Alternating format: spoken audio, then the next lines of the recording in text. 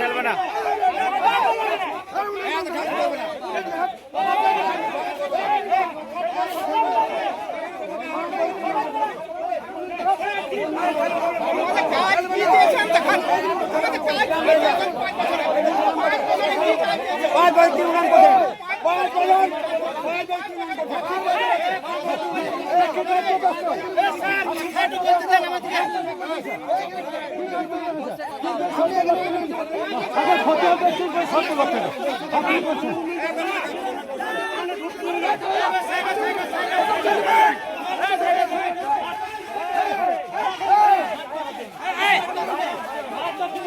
অনুপ শাহ ক্ষোভের মুখে পড়ল কিনা আমার বড় প্রশ্ন হচ্ছে, যিনি বিধায়ক হবেন 5 বছর তার এলাকা উন্নয়ন করতে হবে, পাড়ায় পাড়ায় যেতে হবে।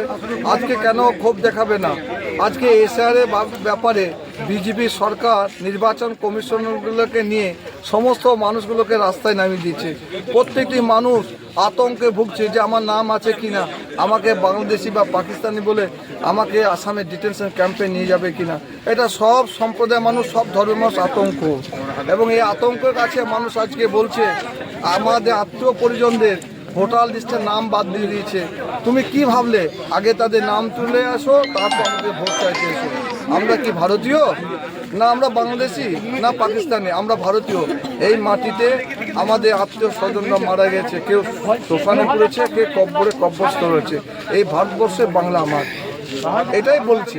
এবং সত্যিকারে তার উন্নয়ন তহবিলে যে টাকাটা সরকারকে দিয়েছিল, আমি পেপারে পড়ে দেখলাম যে অর্ধেকের বেশি টাকা সে খরচা করতে পারেনি। সুতরাং এটা হচ্ছে মানুষের স্বাভাবিক প্রশ্ন করবে, এসআরে আমার আত্মীয় পরিজন নাম বাদ গেল কেন?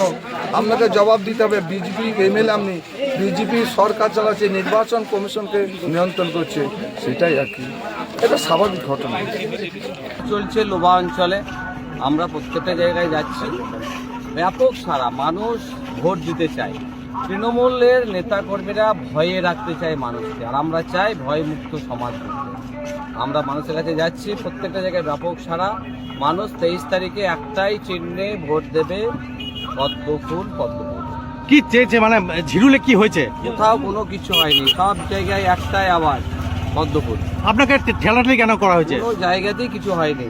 ওনারা এসেছিলেন, আবার কথা বলেছেন, আবার চলেও গেছেন, ফোন নাম্বার নিয়ে গেছেন, আমার সাথে কথা বলেন। উন্নয়ন যে হয়নি বলছে, কি উন্নয়ন দেখতে? এটা তো তাদেরই দায়িত্ব ছিল। বাংলার মানুষ তো তৃণমূল কংগ্রেসকে রাজত্বে নিয়ে এসেছিল ক্ষমতায়, করতে পারেনি। আমাকে কোনো কাগজ দেয়নি, কাগজ দেবে বললো, যোগাযোগ রাখবে।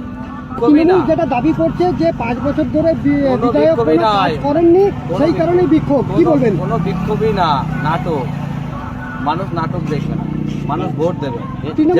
যারা বলছে তারা তো তৃণমূল। এটা কি পরিকল্পিত ভাবে করা? 100% পরিকল্পিত, কিন্তু কোনো জায়গায় কোনো কিছুই করতে পারে না। কিন্তু আজকে মানুষ দেখলো যে বিজেপিকে তারা চাইছে, বিজেপি আসলে সুশাসন আসবে, মানুষ ভয়মুক্ত হয়ে বাঁচবে, মানুষ এটা চায়।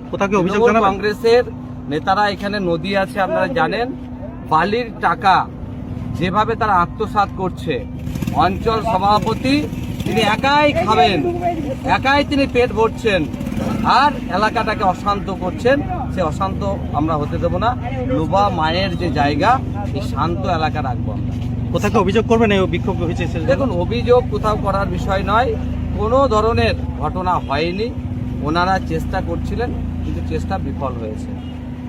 কারণ মানুষ আমাদের সাথে আছে। আমরা প্রত্যেকটা জায়গায় গেছি, মানুষের দুয়ারে গেছি, মানুষের পাশে গেছি। মানুষ একটাই কথা বলেছে, তারা 23 তারিখে নির্বাচনে ভোট দেবে, আর বাংলায় পরিবর্তন। মানে সারা ভালো পাচ্ছে। ব্যাপক সারা, মানুষকে ভয়ে রাখতে চাই, আমরা ভয় মুক্ত সমাজ করতে চাই। সাধারণ মানুষ কথা হচ্ছে তার রিপোর্ট কার্ডটা দেখলেই তো হবে, কে বলছে।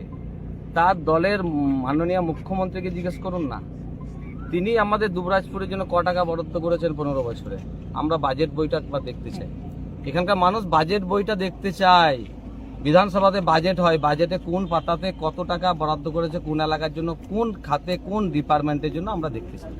মানুষ জবাব দিয়ে দেবে। আচ্ছা, বিক্ষোভের মুখে পড়েছেন অথচ আপনি কি বলছেন কিছু হয়নি কেন? মানে কোনটা নোকাতে চাইছেন আপনি? কোনো বিক্ষোভই হয়নি, মানুষ এসেছিল, বসে আলোচনা করেছে, তাদের এলাকায় কাজ করতে চাই, তারা কাগজ দেবে তবেই না কাজ হবে। কিন্তু ভিডিওর মাধ্যমে যেটা দেখা যাচ্ছে যে আপনাকে তারা বিক্ষোভ দেখাচ্ছে, হেনস্থা করছে। কোনো হেনস্থারই গল্প নেই, যারা এসেছিল তারা একদম শান্ত হয়ে তারা আমার নাম্বার নিয়ে গেছে, যোগাযোগ করবে। আমরা পুরো গ্রাম, প্রত্যেকটা এলাকা, প্রত্যেকটা বাড়িতে আমরা প্রচার করে তারপর পরের গ্রামে আমরা প্রচারে যাচ্ছি। আপনি কোনো এলাকাতেই কোনো ঘটনাই ঘটেনি, আপনি কি এটা এড়িয়ে যাওয়ার চেষ্টা এড়িয়ে করছেন? যাওয়ার কোনো প্রশ্নই নাই। একদম সচক্ষে আমরা এখনো মাটিতেই দাঁড়িয়ে আছি, কোনো জায়গায় কোনো ঘটনাই ঘটেনি।